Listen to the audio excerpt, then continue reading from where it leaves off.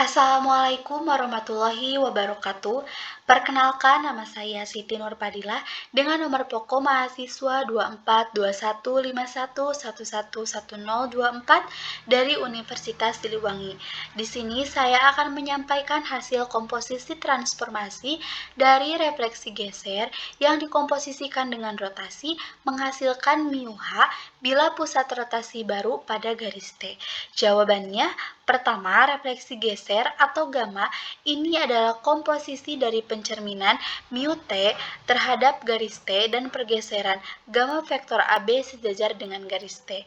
Yang kedua ada rotasi. Ini adalah perputaran suatu titik mengelilingi pusat F dan sudut. Yang ketiga, refleksi atau mu. Ini adalah pencerminan tunggal terhadap sebuah garis H. Nah, komposisi ini mengatakan bahwa, dalam kondisi tertentu menggabungkan pergerakan refleksi geser dan rotasi ternyata setara dengan hanya melakukan satu kali pencerminan. Nah, sekarang mari kita buktikan komposisi ini menggunakan GeoGebra. Jadi saya itu akan mengambil satu titik P dan menerapkan ketiga operasi berurutan. Jadi nanti itu dari kanan ke kiri. Jadi kita tuh akan melakukan rotasi dulu, kemudian refleksi gesernya.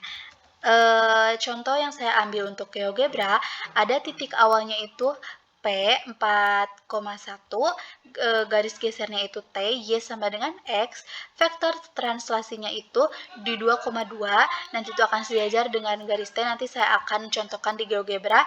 Terus pusat rotasinya itu F ada di 2,2 terletak pada garis T-nya, kemudian sudut rotasi yang nanti saya akan pakai itu ada 90 derajat. Langsung saja ke GeoGebranya.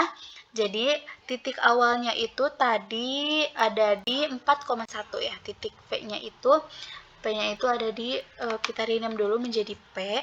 Titik awalnya itu P ya, ada di 4,1. Kemudian garis T-nya ada di tadi Y sama dengan X. Ini garis T-nya, dan vektor translasinya di 2,2. Vektor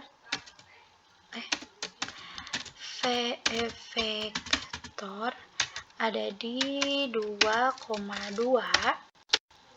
Berarti di sini kita berikan perbedaannya, berikan warna dulu untuk membedakan mana garis T dan vektornya, takutnya tidak terlihat. Nah, ini vektornya. Kemudian pusat rotasinya itu ada di 2,2. F-nya itu pusat rotasinya, contohnya saya ambil ini F ya. F ini pusat rotasinya di sini di 2,2, terus nanti saya akan menggunakan 90 derajat untuk sudut rotasinya.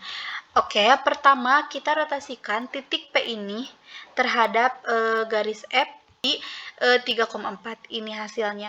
Kemudian setelah kita rotasikan, kita refleksikan si hasil ini, si P aksen ini terhadap garis T, garis yang ini.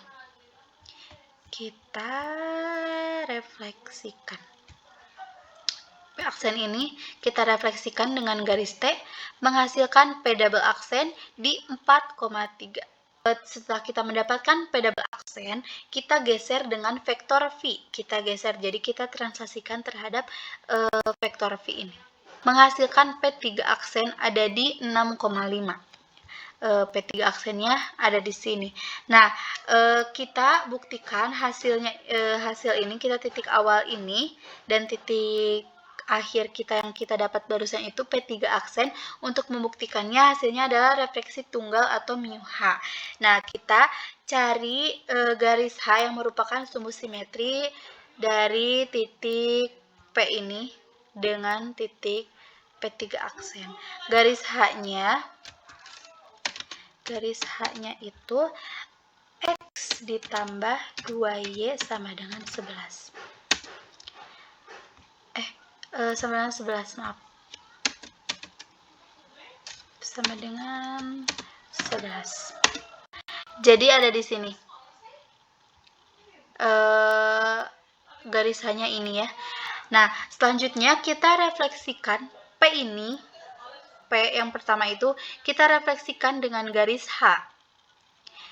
Nanti itu akan menghasilkan suatu titik lagi. Hasilnya itu akan berada sama ya. Jadi sama P3 aksen ini menghasilkan titik yang sama di 6,5. Nah, ini membuktikan bahwa refleksi geser membuktikan bahwa refleksi geser ini diikuti dengan rotasi memang akan menghasilkan suatu refleksi tunggal atau μh ini ketika syarat pusat rotasi terpenuhi. Kan tadi syaratnya itu bila pusat rotasi baru terletak pada garis T. Jadi sudah terbukti ya di dalam GeoGebra ini. Itu saja yang bisa saya sampaikan. Mohon maaf bila ada kesalahan dalam penyampaiannya. Terima kasih. Wassalamualaikum warahmatullahi wabarakatuh.